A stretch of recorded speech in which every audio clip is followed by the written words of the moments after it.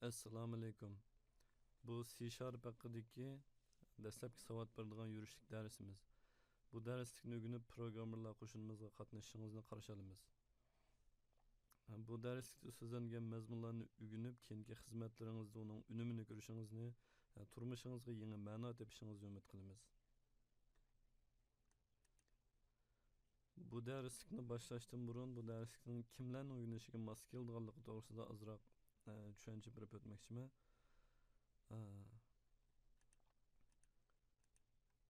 Birinchisi, yumshoq detal kasbidagi o'quvchilar.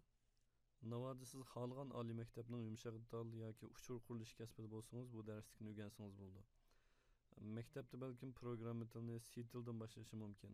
Necha o'rganib print FTN'larga o'talmagan bo'lishingiz mumkin. C# undaq bo'lmaydi. Siz bir qancha oy o'rganibla o'zingiz xohlagan ba'zi ishlarni qila olishingiz mumkin. Yana kelib barliq programma tillarida ma'lumot tipi, shart, davriylik degandek hukmlar o'rtaq. Shunga siz o'zingizning bir tilda o'rgangan bilimlaringizni yana bir tilga osonlikcha yo'tkay olasiz. Masalan, C# o'rgangandan keyin Java tilini nihoyat osonlikcha o'rganib keta olasiz. Qisqasi C tilda o'qituvchilar sizni zeriktirib qo'ygan bo'lsa, C# bek zerikib ketmaysiz. Texmi muhimi, yumshoq detal kasbida o'qib turib, programma tuzishni bilmay o'qish bitirib ketishdan saqlana olasiz.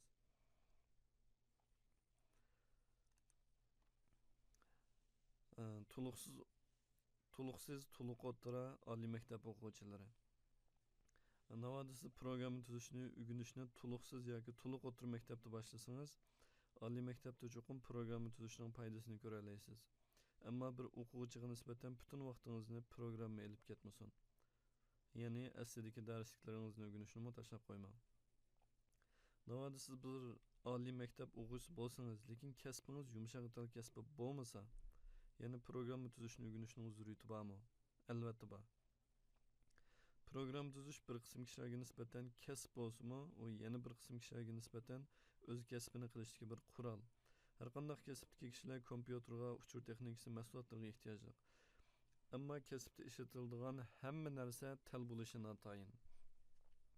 Navoda siz programma tuzishni bilsangiz, kasbingizdagi kam narsalarni to'liqlay olasiz. Mayli siz ximiya, biologiya yoki tilshunoslik kasbida bo'ling, programmaga ehtiyojingiz hamon tushadi. Balkim kasbdoshlaringiz bir haftada bir taraf qiladigan uchurlarni siz programma orqali bir necha soatda bir taraf qila olishingiz mumkin. Bu sizning kasbdagi afzalligingiz bo'lib qoldi. Yoshlar, mayli o'quvchi bo'lsin yoki xizmat qilayotganlar bo'lsin yoki o'qiy olmaganlar bo'lsin, programma tuzish xizmati asosan yoshlarning xizmati. Yumshoq detal uchur texnik sohasida nurg'un ijodiyliklar yoshlar tarafidan borliqqa kelgan. Shunga programma tuzishni yoshlarning o'rganishini tashabbus qilamiz.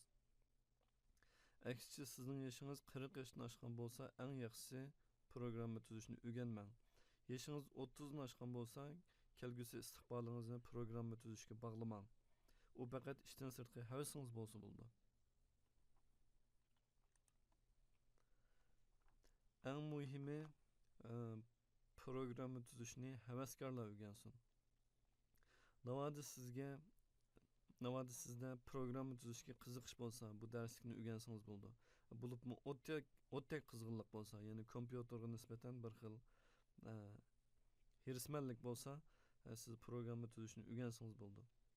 Navoda sizning qizg'inligingiz vaqtlik bo'lsa, tez suvib qolsangiz, yana o'ylashib ko'ring. Hamma odam she'r yoza olmaydi, hamma odam muzika chala olmaydi. Shuningga o'xshashla hamma odamning programma tuzishni o'rgana olishi notayin. Navoda siz bu darslikni o'rganib, ikkinchi bilakni tugatguncha bir narsa o'rgana olmasangiz, bu darslikni ko'rib vaqtingizni isrof qilmang. Siz cho'qim o'zingiz yaxshi ko'radigan, texmi yaxshi o'rgana oladigan bir narsani topa olasiz.